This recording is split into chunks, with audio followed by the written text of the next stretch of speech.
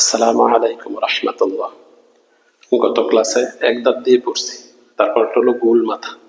গোল মাথা দিয়ে দুই হরফ, গোল মাথা দিয়ে দুই হরফ।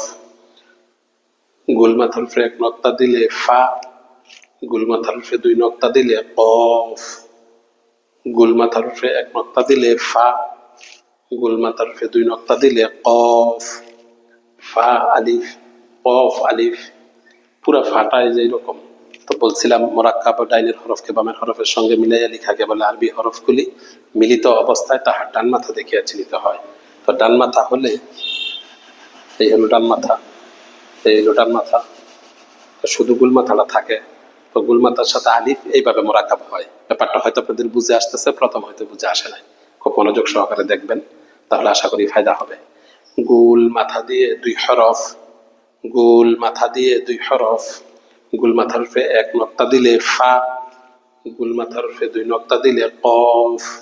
ফা আলিফ, কফ আলিফ। আসসালামু আলাইকুম রহমতুল্লাহ।